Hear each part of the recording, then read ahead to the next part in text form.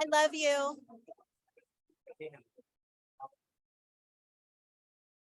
I'm so sorry, honey. Kira cried for 45 minutes because of the love she has for you. Just let that be.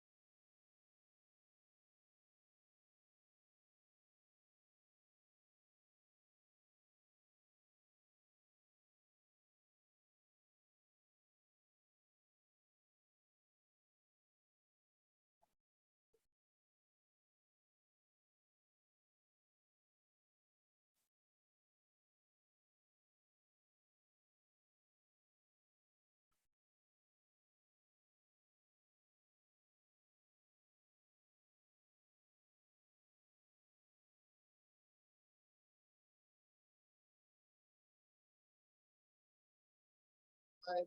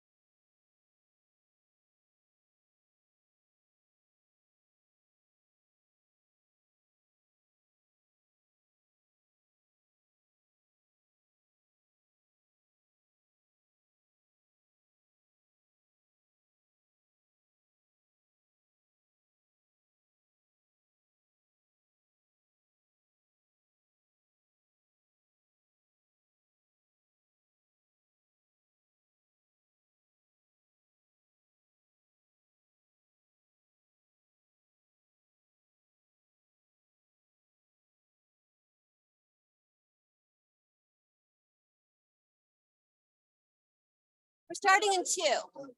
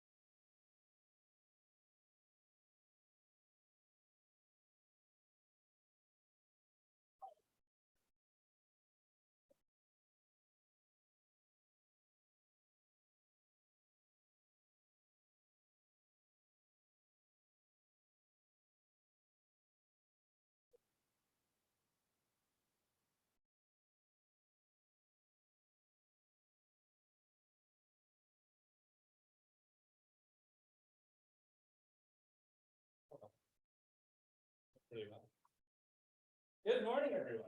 I don't know about you, but I am so incredibly excited to be celebrating here with the Mazer family.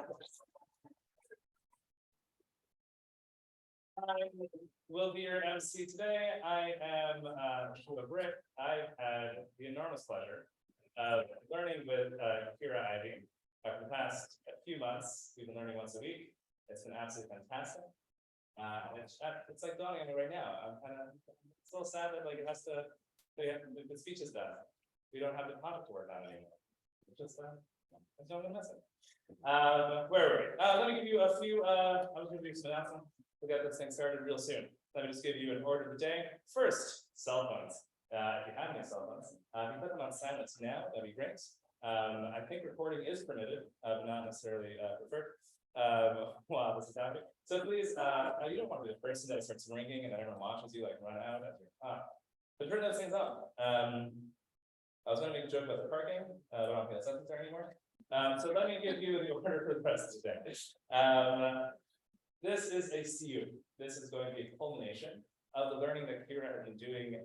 She's been learning the book of Genesis, Sefer Bereshis. She has been not only studying herself. Something that I found really magical is that she also continued a great deal of commentary. Got to see a variety of different types of commentary and understanding of this book. She also has made it quite a family discussion. That the entire family has been involved in this learning throughout the year. It's really remarkable to watch and really a gorgeous testament to how a family can come together to learn these things. Which also is why I'm here to warn you. This is not just your regular Bat Mitzvah speech. This is going to be like a real lecture. It's going to be a shiur.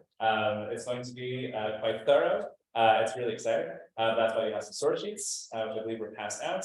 And people should be ready to be called on. You might, there's going to be some interactive components. They'll be learning and a lot of wonderful experiences happening.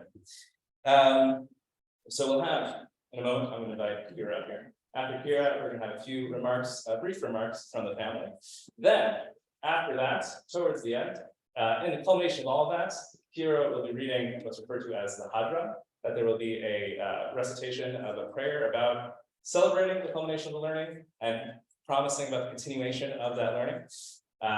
If there would be another candy, great. So we're gonna, if you're good at candy row, that's gonna be at the far end.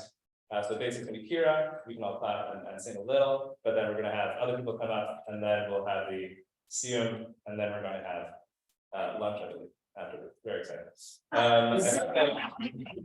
Nowhere else. I think those are all any other last things to mention. Without further ado, it is my absolute honor and round of applause as we welcome up our Mitzvah girl here.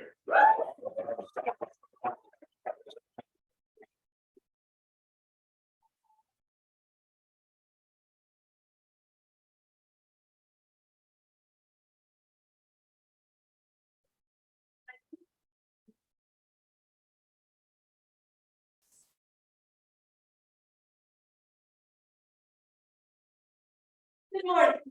Thank you for coming. And for those of you who have traveled from far away to celebrate with me today, welcome to Oakland. I'm grateful to all of you for being here today. Over the past year, I've been studying Bereshit, the book of Genesis, with my parents and Rosh Hashanah. As I read Genesis and the commentaries, I paid special attention to the characters, plot, themes, and meanings of each story. Today, as part of the experience of becoming a Bat Mitzvah, I want to share with you a little bit of what I've learned from Genesis, from the commentaries on Genesis, and from the many active conversations I had with my family and Rosh Hashanah about the stories in the book. I'll be sharing this with you today as part of my making a Siyum. A Siyum is a special event or ceremony that marks the completion of studying a significant portion of Jewish texts. During the Siyum, the person who completed the study, that's me, shared insight and reflection on what they learned in the text. That's you. It's a way to celebrate their accomplishment and encourage others to enjoy studying important texts as well. The Siyum is often followed by a festive meal, which we have waiting for us upstairs. Just how festive is the meal? I have 5 words for you. Fried mac and cheese balls. But first, I'm excited to share with you some of what I've learned in the last year. I've now read and reread all of Genesis several times. Each time, I was especially fascinated by the characters and their experiences, the challenges they faced, and the ways their stories were connected. As my friends know, I enjoy writing and reading dramatic stories, and Genesis has plenty of drama. Genesis explores experiences and feelings that all humans share, like imagined worries, love, jealousy, sibling relationships, friendship, parenthood, and curiosity about the universe. These stories make us think about what it means to be human and to struggle with right and wrong, because knowing the difference isn't always easy, and because sometimes being right isn't the same as being righteous. Being right means being factually accurate and correct based on evidence or logic, but being righteous means acting in a moral and ethical way. It's about doing what is fair and just. even if there's no clear evidence to support it. This is different from being self-righteous, which means thinking you're better than other people because you believe your morals or beliefs are superior. As the characters of Genesis struggle with what to do, one of the storytelling devices that the writer of Genesis used to tell these stories is repetition. Let me say that again. One of the storytelling devices that the writer of Genesis used to tell these stories is repetition. This makes sense. We study Genesis to help us learn lessons about living. These are complicated lessons, and like many difficult concepts, sometimes we have to hear them a few times before we can really understand them. We see this in the book of Genesis as the characters struggle to know what is right and what is righteous, and what is the best way to act on that righteousness. For example, Abraham is one of my favorite characters, and in his story, he is tested by God. Not just once, but over and over. He has repetition. And each time he has to decide what to do. Today I'll be telling you about the tests Abraham faced, whether he passed or failed. I'll also share a little bit about how his story foreshadowed many of the future events in the Torah. Being tested is familiar to those of us who are in the middle of finance. For everyone who has finance to me, I really appreciate that you're here. I should be studying for my science and history finals tomorrow. I do not have the time for this Mitzvah today, more than you do. But here we are, so let's keep going. And because some things deserve repetition, fried lightning ball. God tests Abraham 10 times, and we know this from Pirkei Avot, which is source 1 on our solutions. Who will volunteer to read source 1? Okay. Oh. You read source 1. Okay. Source 1, Pirkei Avot, chapter 5, verse 3. With 10 trials with Abraham, our ancestor, may he rest in peace, tried, and he withstood them all to make known how great was the love of Abraham, our ancestor, peace be upon him. Thank you for reading.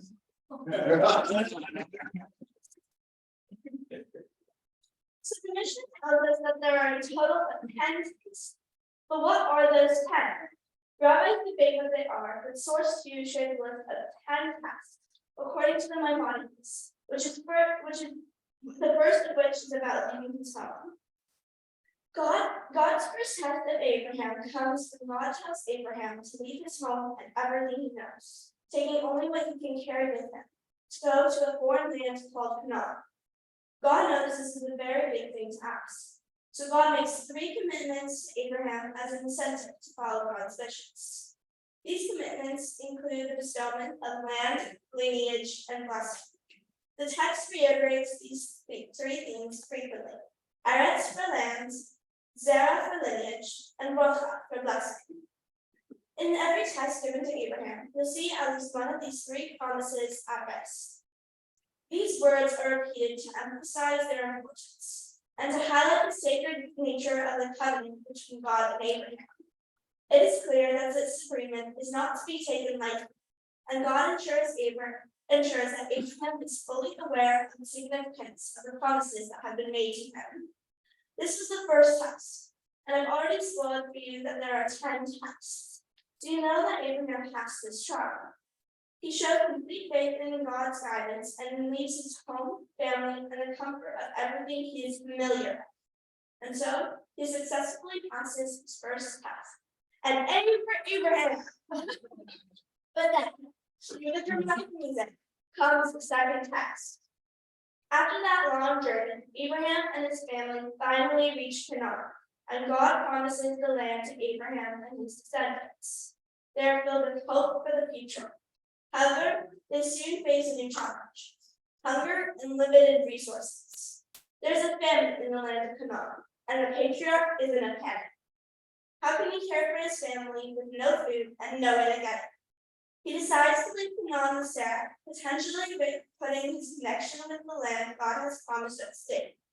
They head to Egypt in search of food and supplies. Despite the risks involved, he feels comforted by having her by his side, until he starts to worry. Big uh-oh time. What if they come across some Egyptian Amalekites who take the life to Sarah? What if they want to kill him and have her for themselves? Yes! Terrified, Abraham instructs Sarah to pretend she is his sister instead of his wife, hoping that this trickery will save him. Sarah agrees to the plan, and Abraham feels pretty happy with this decision. Until it backfires. Beautiful Sarah, who is believed to be single, or should that be you? Okay. Who is believed to be single, is kidnapped, or should that be you? Oh, I think. Sarah is kidnapped from Abraham and handed over to Sarah, endangering her life. I told you, drama. Fortunately, God steps in and sends 4 plagues to Pharaoh and his household, causing Pharaoh to realize the truth about Sarah. By the way, these plagues aren't the plagues, like the dip your finger in the wine 10 times plagues. These are some other things. As I repeated before, repetition, people. And after these plagues did their damage, Pharaoh releases Sarah, reuniting her with Abraham. And he even compensates Sarah and Abraham with valuable gifts of gold and livestock. Sarah is safe, Abraham is rich, and after that, I can't say they all lived happily after, because they definitely do not. But I can say that for now, all's well that ends. These are the events of the story. However, there is plenty to debate about the underlying meaning. Did Abraham pass this test or fail it?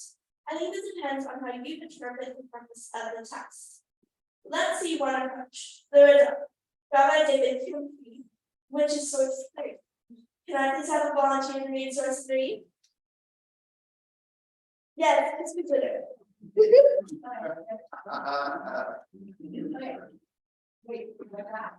Yeah, source 3. All right, and then there was famine in the land. This one of the tests with which God tested Abraham, our ancestor, and he withstood all of that. And he was never suspicious of God, saying, yesterday God told me that all people of the land would be blessed through you, and today there is famine in the land that I am moving up to the point where I even need to leave this land to head elsewhere. Rather, everything is accepted in love and never suspicious of God's ways. Thank you for reading. Here's some candy. The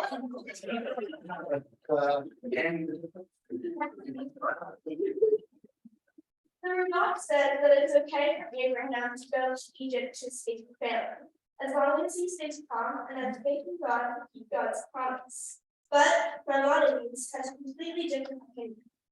Can someone read source 4 for us? Please, pretty please. Anyone? Serious? No, you guys are the worst. And can you do that? Yeah. Okay. Know that Abraham, our ancestor, unintentionally committed a great sin by bringing his righteous wife to a stumbling block of sin on account of his fear for his life. God should have trusted that God would save him and his wife with all his belongings, for God surely had the power to help and to save. It is leaving the land concerning which he had been commanded from the beginning, on account of the famine, was also a sin he committed. For a famine, God could redeem him from death. It was because of this deed that the exile in the land of Egypt and at the hand of Pharaoh was decreed for his children. In the place of justice, there was wickedness and sin. Thank you for reading. In this life, Abraham failed the test. Not once, but twice. Oh, the failing already. He should not have left the land, and he should not have lied about his wife. He suffers the consequences of these failures, and Sarah is kidnapped. Wife-napped, putting her life and any potential lineage in danger. Radak has a different perspective on the story of Abraham leaving his homeland during the famine. According to Radak, the main focus of the story is Abraham's faith in God, not the decision to leave the land.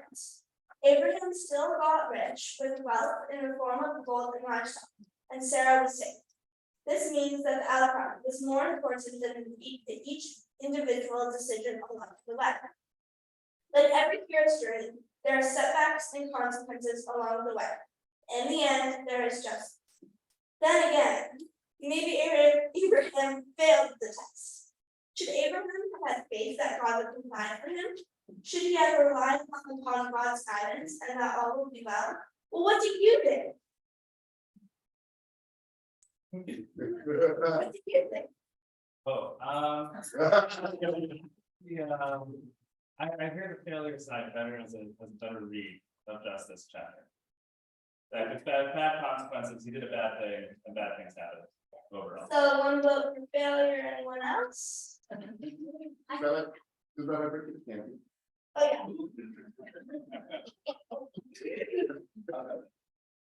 Thank you very much.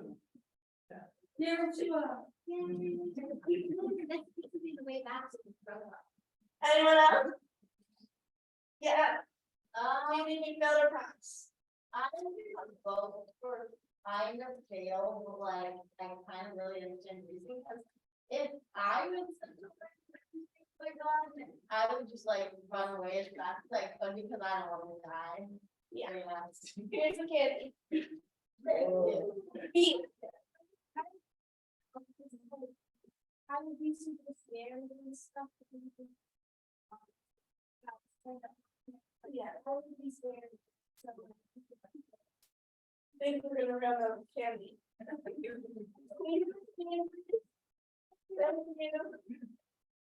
Anyone else? Good one. Going twice. Going to see time. This is a good example of how rich these stories are and can be read in many complex ways. One more really important lens to reading these stories is also included in the Ramban in his commentary on the story. Let's look at source 5. Can I get another volunteer to read? Yeah. The whole thing?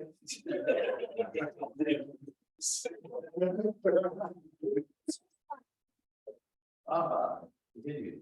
And there was a famine in the land. Now Abram went down to Egypt on the account of the famine to dwell there to keep himself alive in the days of drought. But the Egyptians oppressed them for no reason and attempted to get to wipe them. The one blessed God avenged their cause with great plagues and brought him forth from there with cattle, with silver, and with gold. And Pharaoh even commanded his men to sort them from the land. God thereby alluded to Abram and his children would go down to Egypt on account of the famine to dwell there in the land. And the Egyptians would do them evil and take the woman from them. Just as Pharaoh said, and every daughter ye shall have. But the Holy One, blessed be he, would avenge their cause with great plagues until God would bring them forth with silver and gold, sheep and oxen, very rich in cattle, with the Egyptians pressuring to send them out of the land. Nothing was lacking. All of the events that happened to the patriarch, but was not occurred to the children. Thank you for reading. You're welcome. You actually like walk into people now. But it's because I'm doing enough reading here already. But no, I also want to read all of the Genesis, not to mention writing this crazy long speech. So especially thank you for reading.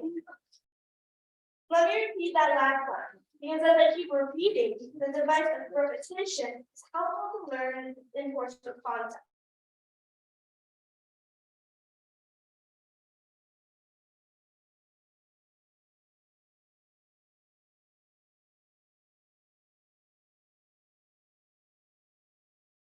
Teachers in school. In school, we are taught that if we don't learn from history, we are bound to repeat it. The Ramban thinks that learning Jewish history is crucial, if it will happen again. It is inevitable, and that studying history can help us to face the future more prepared. Take Abraham. The events in Abraham's life will arise in the future generations of the Jewish people, only on a larger scale. 3 generations after Abraham, his grandchildren will undergo another famine and be banished from Israel to Egypt again, where they will face slavery again. Thankfully, God saved them again by sending plagues again. And then will leave Egypt with a hope for a better future again. Did you notice the repetition? Did you notice the repetition? So mad. So we learned history as a kind of guide to the future. We learn from our past so we can be better prepared for the challenges ahead of us. Our ancestors' experiences hold important lessons, and we can use the rabbinic phrase "Ma'aseh avot siman levanim." The stories of parents are signs to the children. According to Ramban, our actions have a ripple effect that can impact our lives. It's important to realize that the choices we make determine the outcomes we receive. Favorable outcomes often follow from good decisions, while unfavorable outcomes arise from poor choices. Ramban's message highlights the importance of being aware of the link between our actions and our outcomes. According to philosopher and scholar Rabbi Lord Jonathan Sachs, studying the history of the Jewish community can help us gain a better understanding of our past and also bring many advantages. Such study also instills hope for a better future for the Jewish community, despite the challenges that we faced in the past. Can I please have another volunteer to read source 6? Yes? No? If no one volunteers, I'll have to volunteer. Eli.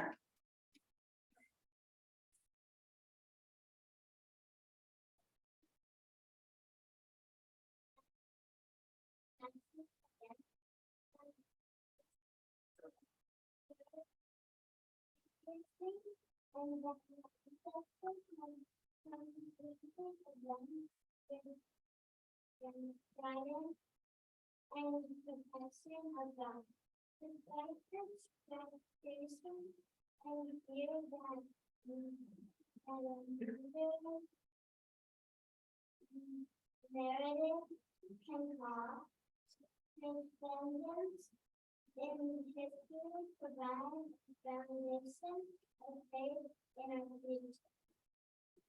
There are themes that repeat themselves throughout Jewish history. These include anti-Semitism, persecution, expulsion, exile, as well as resilience, creativity, golden ages, return, and resistance. In our generation, we are witnessing a resurgence of anti-Semitism that seems all too familiar. But we can also reflect on the resilience, creativity, and golden ages of Jewish communities around the world, as well as a strong homeland dedicated to the well-being of Jews wherever they live. Ma'aseh Avot Siman Rabbanim suggests that trials and tribulations in our national story have been faced by previous generations, and just as God protected our ancestors, so God will be with us and we will prevail. Thank you so much for reading, both of you. Well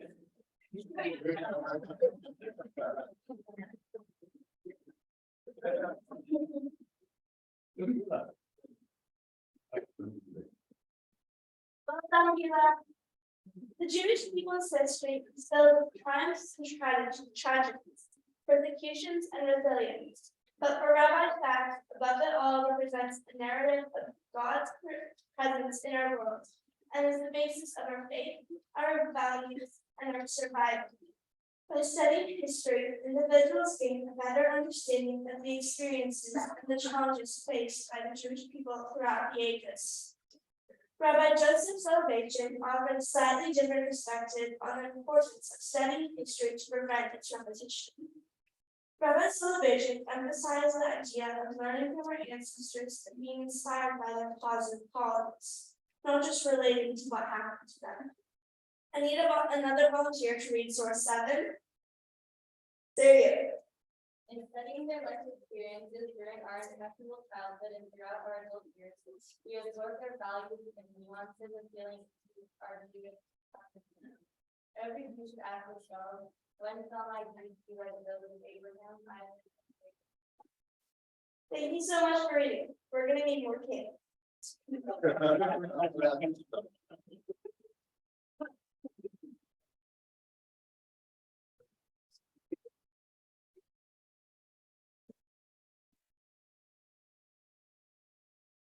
Soloveitchik, the study of history was not just about avoiding negative outcomes, but also embracing positive qualities and values of our rich ancestors. He believed that the lives of our ancestors serve as a rich source of inspiration and guidance, providing us with role models in our own lives, in good times and bad. We will read the next story with Rabbi Soloveitchik in mind, but let's add one more perspective before we continue. In the 16th century, Rabbi Moshe Alshach, a renowned Jewish scholar, acknowledged the importance of storytelling in Genesis. According to Rabbi Alshach, Genesis serves as the foundational text that lays the groundwork for understanding the entire Torah. He believed that each story and character in Genesis offers valuable lessons and reflects profound truths about human nature and the relationship between God and humanity. Rabbi Alshak really enjoyed finding hidden meanings and messages in the book of Genesis. He thought that there were many different ways to read and understand the stories, some literal, others more symbolic. He believed that there is a deep wisdom to be found if you study carefully and think deeply in order to really understand it. It seems like what we're doing right now is similar to the kind of work he loved to do. So now let me tell you another story about Abraham. But this time with Rabbi Soloveitchik and Al Shafimah. We can practice Rabbi Soloveitchik's theory as we look at another story of Abraham and see how the rabbis of the Talmud read these texts very closely to learn life lessons from the seemingly unimportant details. Many years have passed since the famine, but Abraham and Sarah still don't have any children. Sarah and Abraham are heartbroken. Not only do they have a very human desire for children, but God promised. One hot day in the desert, Abraham is sitting in his tent when he receives and welcomes 3 guests who deliver some good news. Sarah is going to have a baby, but that is something God already told Abraham in the chapter before. So this entire encounter is rather strange. The rabbis take this as an invitation not to ignore the story, but rather to pay even more attention and find lessons in every phrase. For instance, the very first verse, which you can see in source 8, Hashem appeared to him by the terebinths of Mamre. He was sitting at the entrance of the tent as the day grew hot. The story begins with God appearing, and God does not speak or do anything for the entire visit. All we know is that Abraham was sitting at his tent door and it was hot. Did we need this other report? Well, Rabbi Shlomo Itzhaki, a medieval commentator and my best friend, quotes the Talmud and in his commentary on this verse. Can I get a volunteer to read the first round from source 9?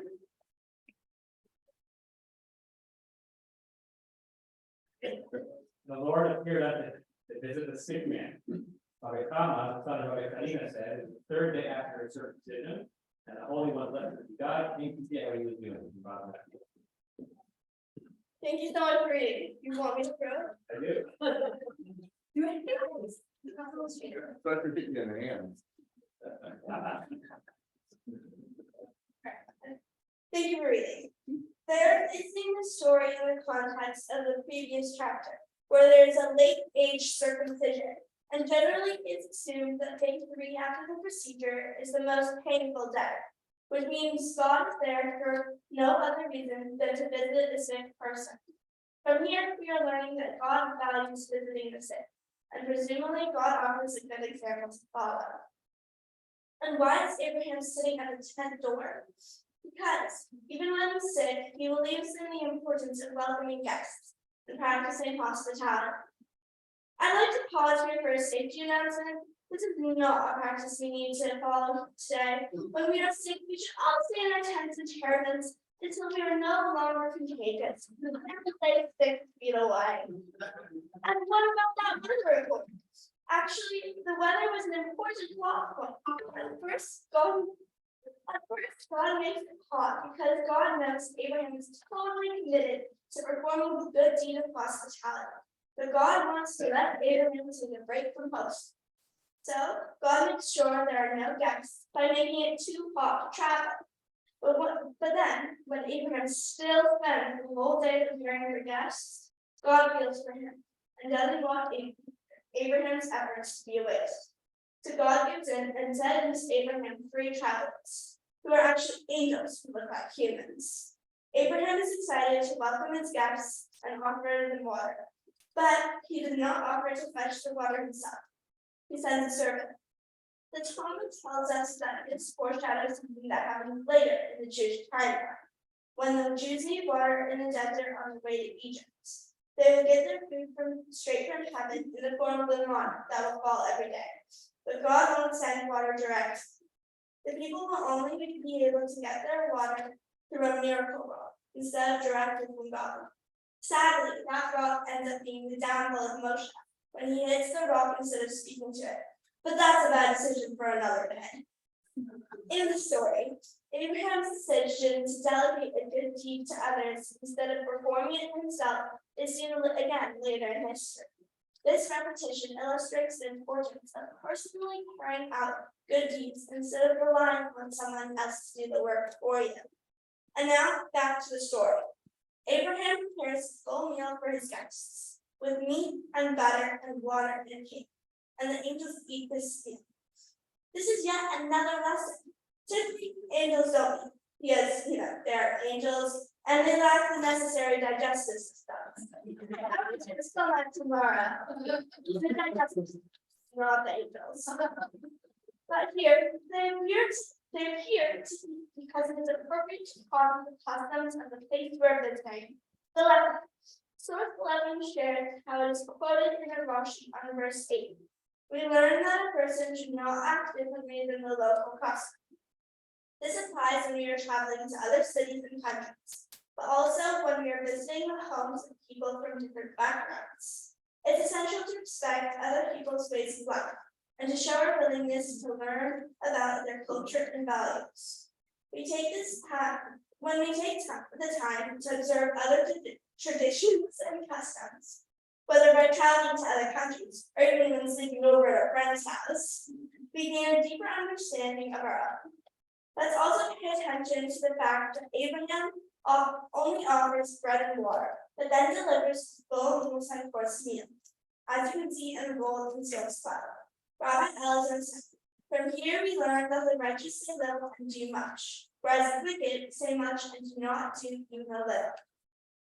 From this we learn that, well, actually, I don't know I should say too much. Maybe I'm talking too much now, and that's wickedly keeping you from the fried mac and cheese balls. Another interesting detail to note, and to recognize as a life lesson, is God's reaction to Sarah when Sarah laughs at God. When Sarah learns that she is going to have a child, she laughs. I mean, it's ridiculous, especially considering how old her husband is. Her laughter surprises God because he already told Abraham in the previous chapter that they would have a child. Apparently, Abraham didn't pass on the message. Question mark? So Sarah laughed. But when God laughed to Abraham about it, God doesn't mention to Abraham that she laughed at him in his old age. He only says that Sarah laughed at herself and at the prospect of becoming a mother. But people, this was a lie. God lied. Yes!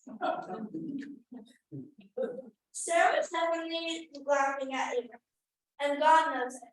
But this was a white lie, and God did it so there wouldn't be any bad feelings about it. This encounter teaches us that it's acceptable to tell a white lie for the sake of making peace. And so in this close reading, we can learn many lessons. We can learn to value the sick and hosting the weary traveler, that we should do acts of kindness ourselves and go above and beyond our commitments. And there is even a small but important lesson about how some polite lies help the world come round, and that sometimes making peace and offering kindness is more important than telling the truth. Sometimes you have to lie, said Harriet the spy. Are you ready for another test? The most memorable, most horrifying, and possibly the most controversial text is the Akedah, or what is often called the binding of Isaac. The story begins with God testing Abraham's devotion and faith by instructing him to offer Isaac as a burnt offering on Mount Moriah. Despite the gravity of the commands, Abraham displayed unwavering faith and set out on the journey with Isaac, telling Isaac that they would be sacrificing a lamb. As Abraham and Isaac climbed the mountain, Isaac notices that they have everything they need for sacrifice except the lamb. Confused, he asks his father about this, to which Abraham only replies that God will provide. When they reach the final spot, Abraham prepares to sacrifice Isaac. Just as he is about to bring down the knife, an angel sent from God intervenes, revealing that this was a test of his faith. Abraham looks up to find a ram caught in a thicket nearby, and which he then sacrifices instead of his son. And this was the first time in Jewish history where the ram saved the day. This story captures the imagination of every person of faith for the last 3,000 years, and people have been writing about it ever since. This story is the ultimate parable about being faithful to God. But why would God test Abraham this way? The story of God testing Abraham raises serious questions about the nature of God. One might question why God, who is often considered just and loving, would subject Abraham to such a painful trial. Doesn't it seem unfair? If God is compassionate, why would God demand the sacrifice of Abraham's child? It challenges our understanding of God's morality and leaves us pondering the reasons behind this shocking request. The story also questions God's all-powerfulness. If God is truly all-knowing, why would God need to test Abraham to find out what he would do? If God possesses limitless power, wouldn't God already know the outcome? One way I've come to find an answer to these difficult questions comes from a great book I read called Let There Be Light, a graphic novel by Leon Fink, a contributor to the New Yorker. This book really put my perception of God in a new light, and I highly recommend reading it. In the story, Fink shows God as a word, and more specifically as an artist and a mother. The story lets us imagine that God is trying to create something beautiful, but that job can feel lonely and impossible, just like it can for parents here on Earth. I mean, not for modern parents. They love parenting me all day, every day. And sometimes God uses tests and punishments to make things go the way He wants. This helps us to see God as vulnerable and is capable of growing and changing, just like us. This also lets us see God as a parent who wants to raise children well and be loved by them in return. We can imagine how God wants us to live admirable lives, not because God wants us to be loved and follow us out of blind obedience, but because God genuinely cares about us and wants us to live fulfilled lives and to feel loved. Maybe we can also use this image of God as a parent to understand these stories. Parents do try to push their kids to encounter the world, to grow by experiencing new things, but they also want to protect their kids. And it's hard to find the balance of how much to push them if you do not know how it will go. Ramban argues that these tests are not for God to learn something about us, but for us to learn what we are capable of. When we actually do things instead of just learning about them, we can turn possibilities into reality. In other words, tests are good for us. We can read his explanation in source 13. I'm going to read this one for you. And God tested Abraham. The issue of this test is, in my opinion, shows that a person has the absolute authority to perform an action. One can do what they want and not do what one doesn't want. It's called Mitzvah test for the individual being tested, e.g. Abraham, but the blessed tester will command him to bring out the thing from ability to actuality, giving a reward for a good action and not just a reward for a good heart.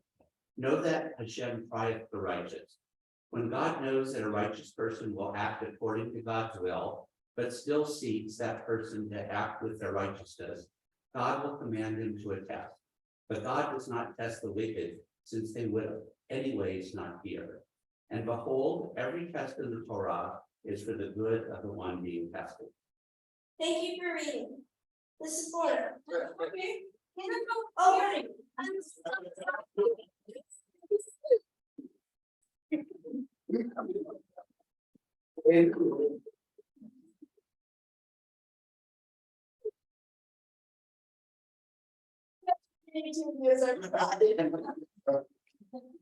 This is Florida, but frontier in Italy in the 1500s takes this one step further to say that all of human creation is meant to bring a divine presence into this world.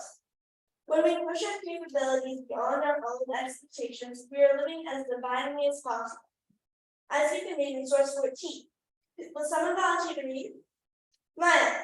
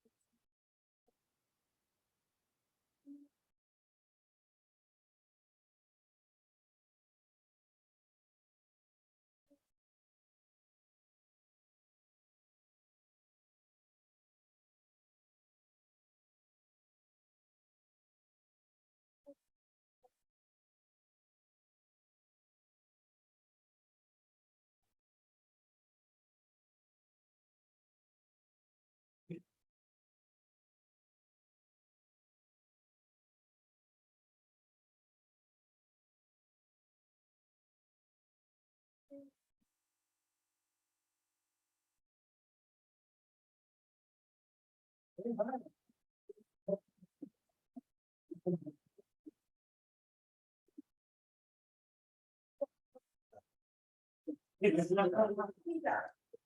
you so much for reading, Maya. When there is a test, it is a time to be a shining image reflecting the divine in this world. The text in Genesis give us clues about what lies ahead in our own time. In this way, Genesis foreshadows our lives. Foreshadowing is a literary device where the writer gives hints about future events in subtle ways. Foreshadowing helps the reader to know that something important might happen later in the story. It adds a nice, tidy symmetry to the story. But in our real world lives, it's impossible for us to read the unwritten signs around us and interpret them as foreshadowing of what's to come.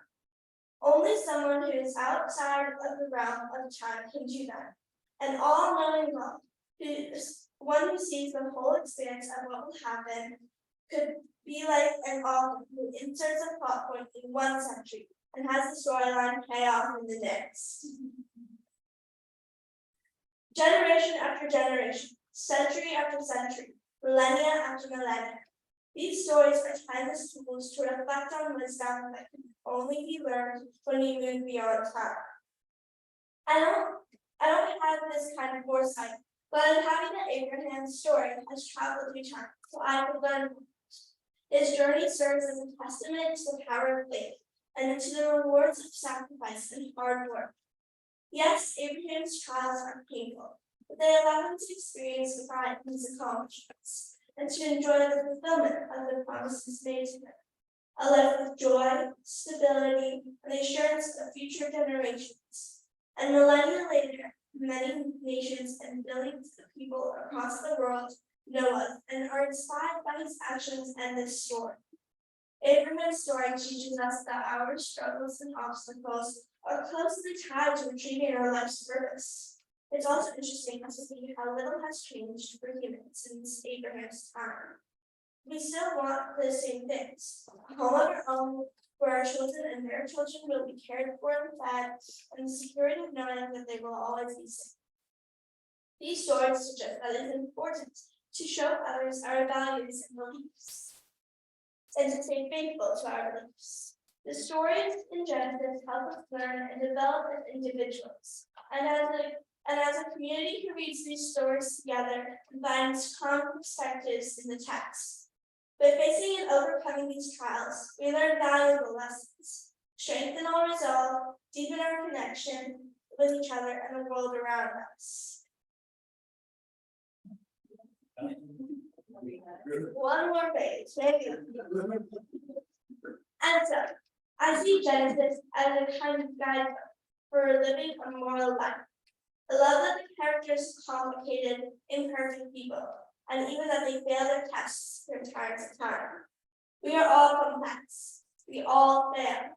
And from time to time, we even fail in our efforts to be good, moral people. Sometimes we confuse being right with being righteous, and sometimes we think we are righteous when we are really being self-righteous. We do our best, pick ourselves up when we fail, and keep going, like Abraham did time after time.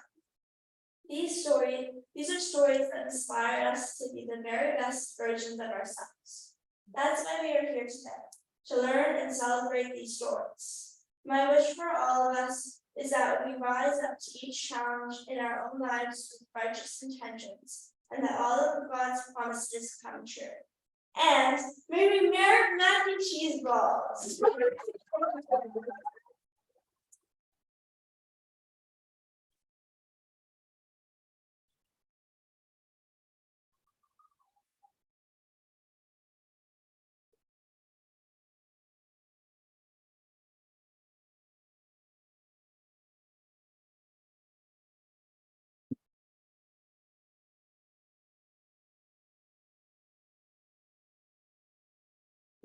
Ready for one? When you do thank you for the hotline, I want to thank you. I guess we're going to do the thank yous in the hotline. Are you ready? We're doing on the field strategy. Sports metaphor. So that was absolutely wonderful. We're gonna have a few friends and family wish a few things, then we'll get back. And Kira will then. First, let's call Robin and Quickbell. Right there. Okay, great. Hold on a second. Like, here, you want to sit over here? Is that how? Or do you want to stand off of me right now? Stand off. Do it. You want me to stand awkwardly? Yeah. Yes.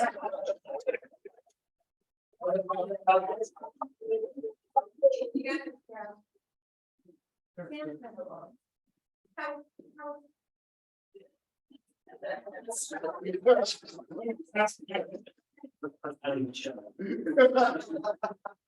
For our lineage and where, like Albert, thank you for hosting this beautiful center, for giving the opportunity to speak to Kira.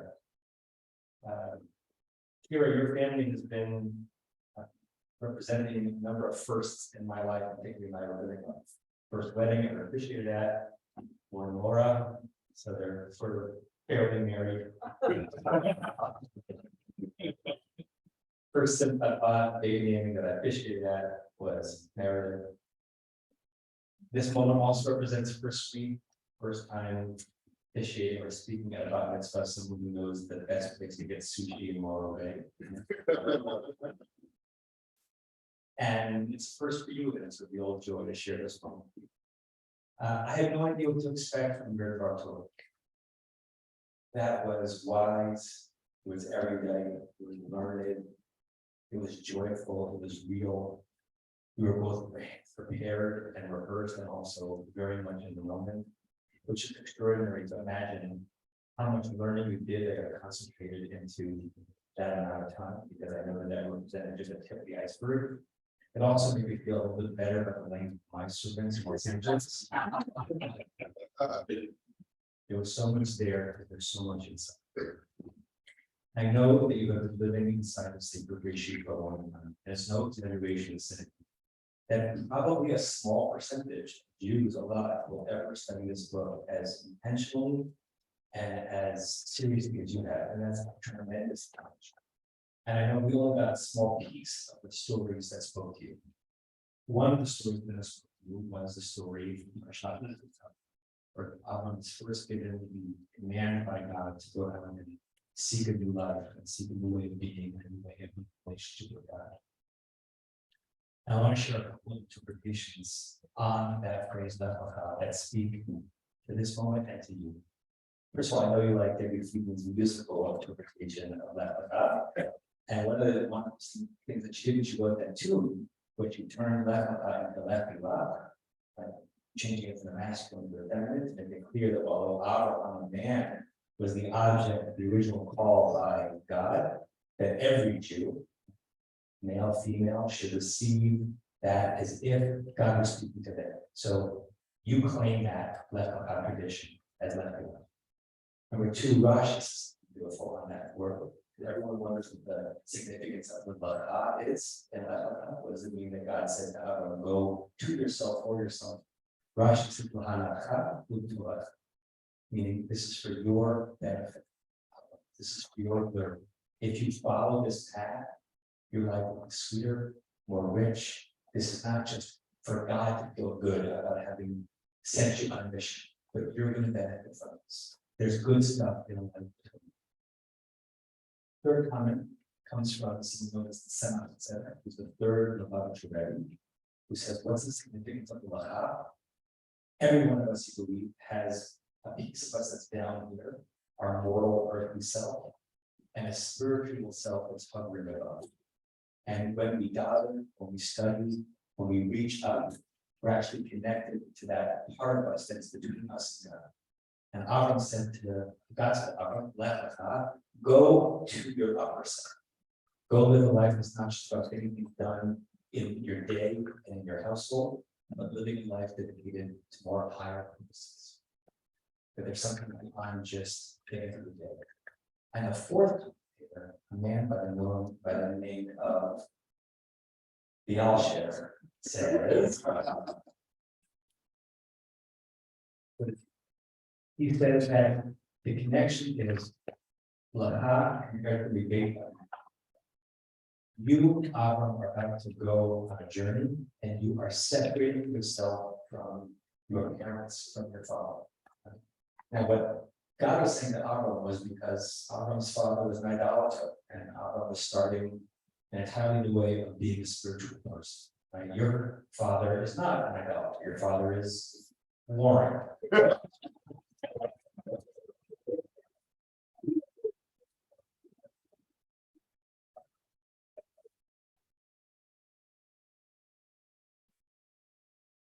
But a spiritual message that when you become mature Jew, you were brought to that place by the people who came before you, but you claim it on your own. It is no disloyalty to somebody who's differently in the world than your parents have. And when your parents even think of what it seems about releasing themselves from the spiritual obligation to bring you to this moment, is their way of saying to you, here you are a child, which you are your own person, you are your own woman, you are your own Jew. So I think of these four different interpretations of the Lacha and Lechacha, all on equal sides, sort of like a Lechacha Rambis, if you will. It's to remind you. Say Roberts.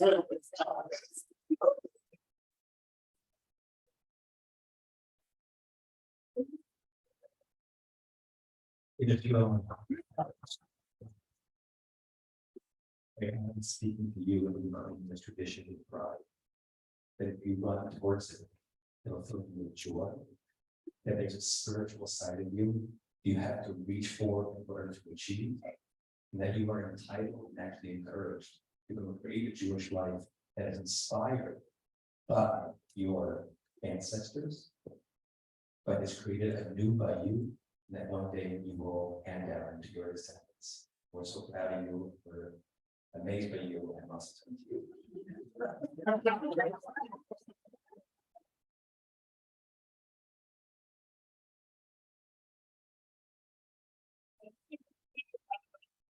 If we any juniors ever come up, any narratives, their remarks.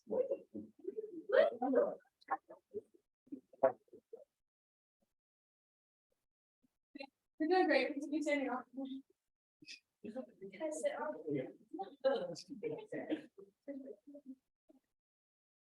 Kira, it wasn't that long ago that it was your first birthday party and we sang our own little version of Hey Soul Sister by Train, Hey Little Sister, in front of a very similar crowd.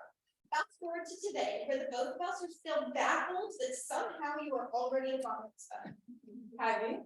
For both of our bat mitzvahs, some assortment of us have read poems to each other. So I'm going to try to fit in some rhymes in here. I hope my message will be clear. I honestly think you were the perfect addition to our family. No one would have fit better. You are so special to us. Your gentle words make the canvas of grace. In your artistic world, every detail finds its place. With kindness, you touch every creature's soul, a nurturing spirit making us feel whole. Watching Survivor with you is something you cherish, even when you shout, it's at the top of your lungs, even when you're all sitting right next to you. We hope for those small perks to never perish. Cakes, I'm so happy and I like to brag that my sister started doing theater just like me. Your dedication to memorizing lines, getting to and from rehearsal, and your character development both in theater and out warm my heart. I feel so overjoyed that we have such a special connection to mean more to me than the world will ever know. Kid, it's so weird to admit that my baby sister is 13 years old. And was also, well, now that little thing that's happened today, by the way. Watching you grow up has been a joy to see, especially watching you learn things from me, like the best techniques to climb a tree. One of my fondest memories of you is when I get to tuck you into bed, and sometimes give you a little kiss on the head. These times have slowed down a bit, especially when I was an embryo, but promise, never quit. It has been wonderful watching you become the human that you are, and As Patty Duncan would say to her little sister, good luck, Kira.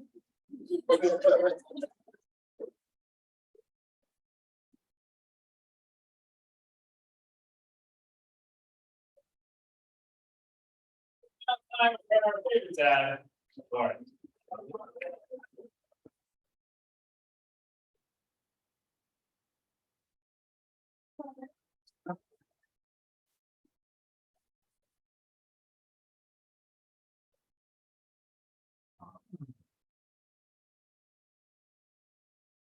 Wait, I need the tissues, because I don't need them.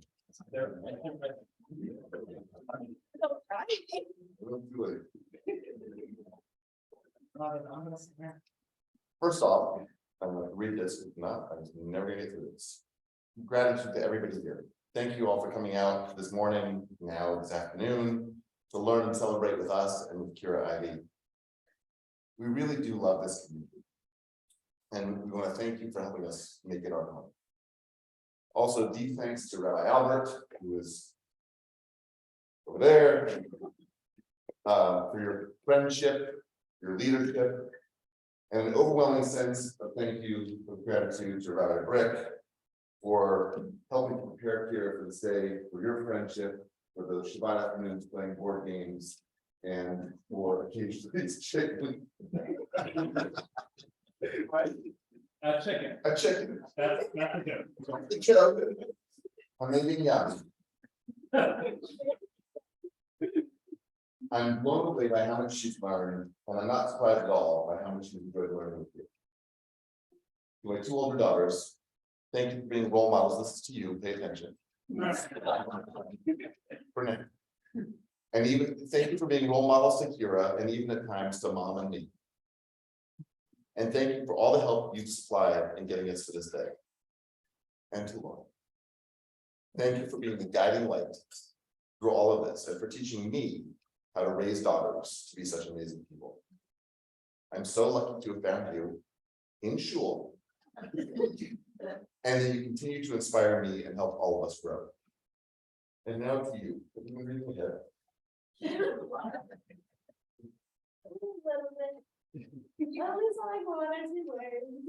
It has been such a joy watching you grow up, becoming your own person, and develop into someone with curiosity, integrity, kindness, respect, empathy, a sense of humor, gratitude, and that's one of the source. As you know, and I will now share with everybody here in the room, your mom introduced a tradition that I adopted into our special ritual every Shabbat as part of your blessing, when I include some lines from one of the greatest Jewish poets of all time. No, not King David, Bob Dylan. From his song Forever Young. The song is really a prayer that your life be full of goodness in so many ways. On Shabbat, I say to you the first verse. May God bless and keep you always. May your wishes all come true. May you always do for others, and let others do for you. May you build a ladder to the stars and climb up every rung, and may you stay forever young. We've talked about these lines in depth, about the importance of what each line means. But today, I want to focus on the second stanza, because today we are seeing some of those prayers being answered, some of those wishes coming through. The second stanza begins, may you grow up to be righteous. May you grow up to be true. May you always know the truth and see the lights surrounding you. Today, Kira, we heard you talk about what it means to be righteous and see that you are growing up, learning the lessons of what it means to be committed to truth. And when I say that you should see the light surrounding you, look out here and see all of these people who are here on Sunday to celebrate with you. These friends and family are some of those lights. And they should bring you praise, even in hard times. Here, may you be courageous, even when you feel like the cowardly lion in the Wizard of Oz. You have shown incredible courage in attempting to do difficult things. Stand upright and be strong. And here I mean, when you keep that sense of wonder in what the world around you can become, and stay forever young.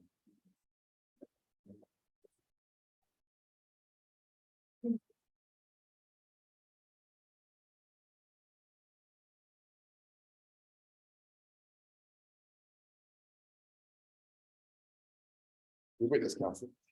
And now. Ready with me? Here it is.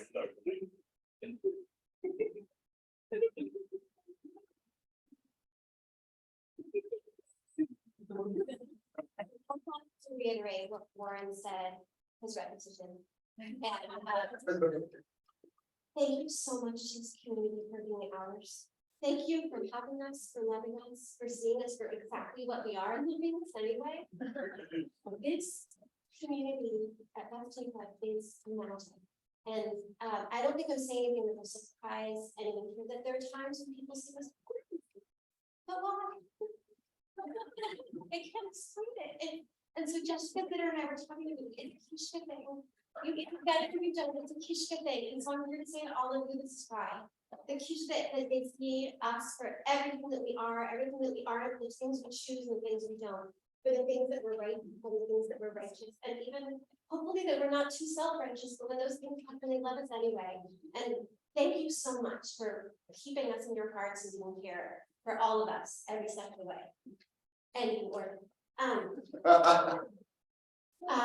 Sarah left.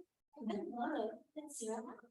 Because when things get hard, sometimes instead of crying, instead of feeling the weight of the world, we can just find a way to laugh our way through it. And I know that you love those expressions, so there's one with here with you called whistling in the dark. Whistling in the dark is when the times are dark, we can bring a melody and a tune and lift our souls. And that is what Kira I do with our souls. You carry the light inside of you in such an uplifting way. It's so exuberant and contagious that you make our home, our lives, our everyday existence that much more joyful. You are an embodiment of joy, and that is a very rare thing. There's a lot of darkness in this world. You know what it is. We all know what it is. And you are the bearer of light. And I am so grateful you came to my home.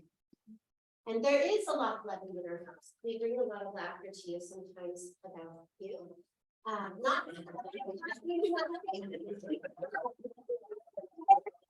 everybody, not, but I would say the poor child came out to the world being told that the reason why we brought her to the world is because I'm allergic to dogs and they took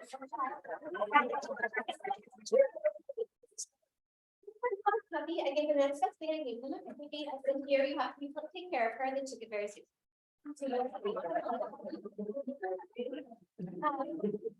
We have also laughed more than we should over the last 6 or 7 or 12 or 13 years.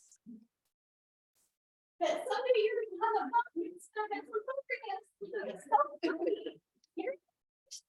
Sweet, right? And now all of a sudden she's all joyful and tall and full person, and you are every bit as delightful as you were at every other age. That's also very rare.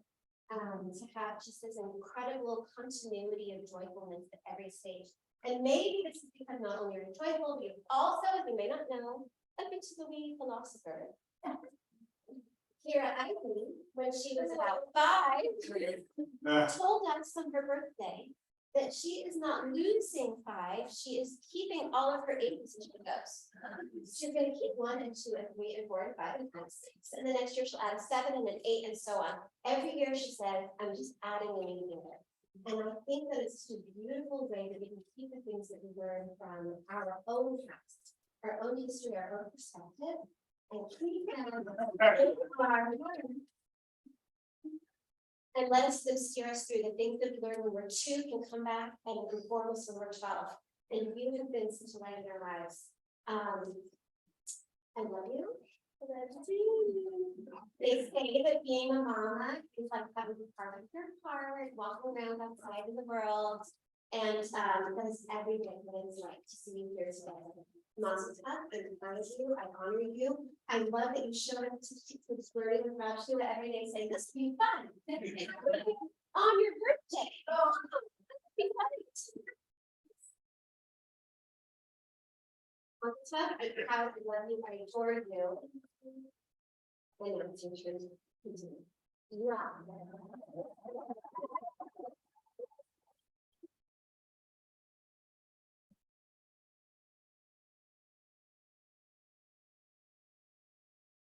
So Kira is going to be continuing in a moment. She'll have some thank yous to thank. And then she'll be reading a Hadra, which is a quick prayer, full experience. They'll end with a, let us say, a main type of moment. At that, and only at that point, if there are candies, you would then help her with those. And then there'll be some light singing and some joyous experiences before we head out to lunch. With Friday night pizza also. Here we go. Kira, bring it up. First, I would like to thank our Shira.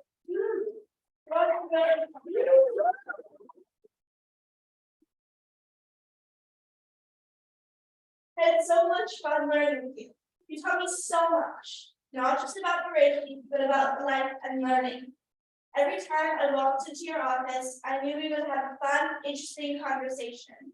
Thank you for respecting my strong opinions about politics and for always making me feel heard. I would like to thank the very, and not enough berries, special Beth Jacob community. There's no other community in the world like this one. I especially love our Saturdays at 4 at Crawford, and I feel so lucky to have all of you in my life. I'd like to thank my Redwood Day School friends. I'm really sorry I had to take you away from studying for finals. Or should I say, you're welcome from sparing you from studying for finals. Either way, I'm so happy you could be here today. You all mean so much to me. And in one more week, we'll all be able to have even more fun together because finals will be over. Thank you so much to Alicia Rivera, aka the Garden. Alicia, thank you for being.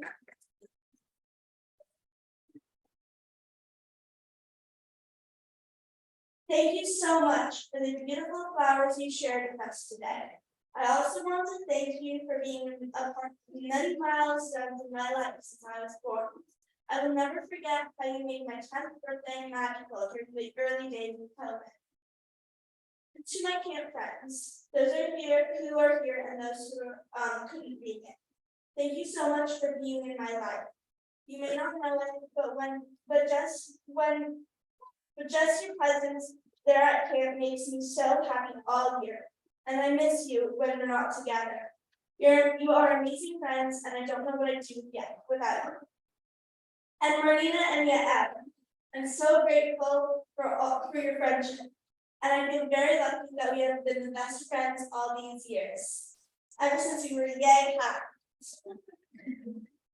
I loved our backyard camping, and there's no one I'd rather go on a nighttime scavenger hunt in onesies than you. Thank you for accepting my little quirks and weirdness. I know you'll always be there for me, and I'll always be there for you. I love you so much. And Marina, I love your pants. Just saying, you're the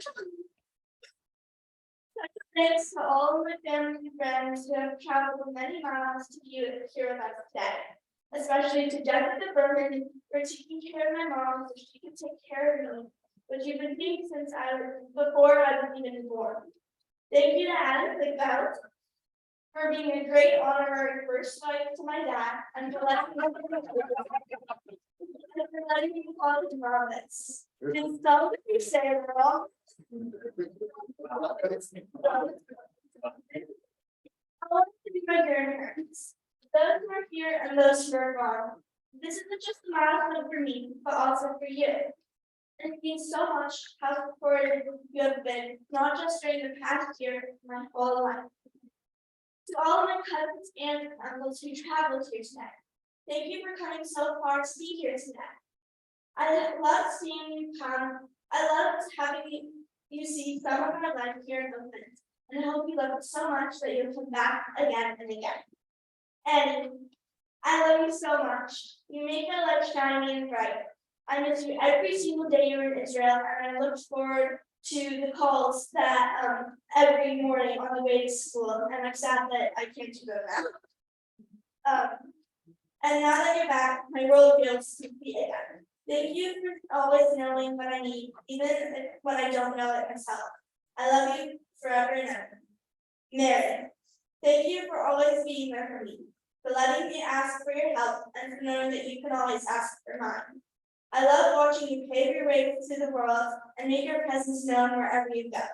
Maybe that's partly because of your stompy shoes, or maybe it's because you're an amazing person. I love you. Autumn, I love you so much. Thank you for teaching me, guiding me, and most of all, for making me laugh. I know that sometimes I pretend I don't think your jokes are very funny, but inside I'm laughing like crazy. You're the best Autumn in the whole world. Mama Laura, I don't even know where to begin. I love how we have different codes, including batting cages. You know if you know. And I'm glad that will always be in my life, and that I can always count on that, even if it hurts. Thank you for helping me throughout my life and for being there whenever I need you. Thank you. I love you so much.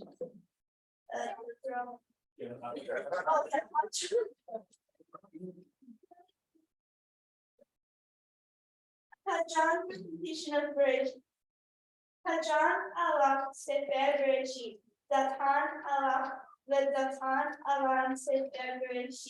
La she minala ve la ti nashe minan. La de oma haden ve la de oma daten. I will return to you, book of Bereshit, and our thoughts will be of you, and your thoughts of us, book of Bereshit. We will not forget, and you shall not forget us, not in this world or the next. And may it be well, Hashem, our God and the God of our ancestors, that just as you aided me to complete the book of Bereshit and the Holy Books, so should you help me to continue to learn the books of your written Torah, and of the oral law, and to complete them.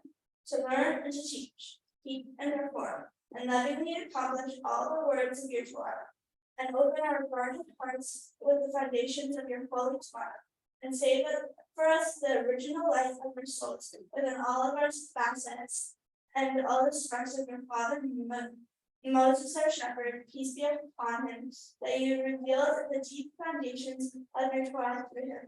And in his merit, and the merit of the holy Jewish prophets, their books, and their holiness, should sustain us to never falter or stray from the enriching holy Torah. May their words be faithful and present, alive and sustaining, everlasting us, our children and further generations, and all the generation of Israel, your servant of the earlier and later ones. Great breeds and truthful and faithful sustenance as a rule, no exception. And may we merit and live and see and inherit goodness and blessing for eternal life. And in the merit of the holy written and moral Torah, save us Hashem our God, and gather us in from among the nations. And may you reign over the whole world in your glory and elevate all of existence through knowing you. And bask us in the light of salvation, compassion from the fountain of salvation. Amen. So it may be God's will. Amen.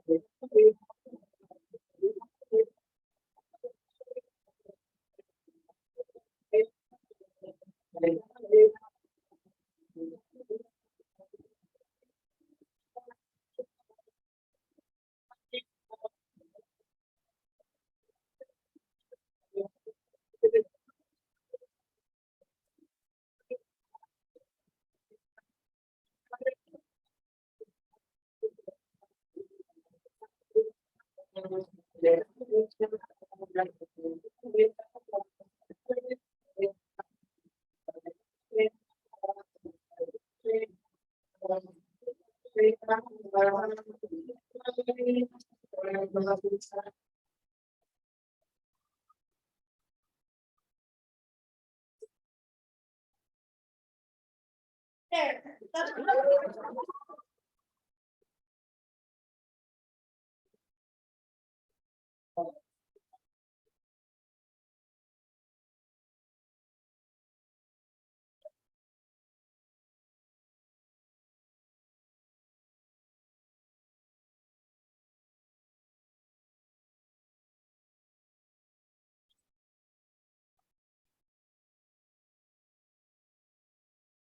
Do you guys what do you guys want to do now?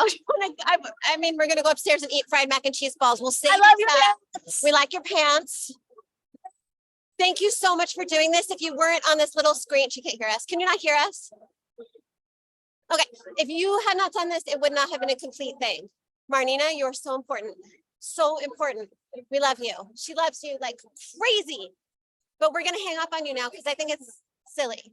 Wait, Marnina. Okay. So at some time later, okay? we should plan. I'll have like my dad are you or sick? Laura text you for when to do it, okay? Love you.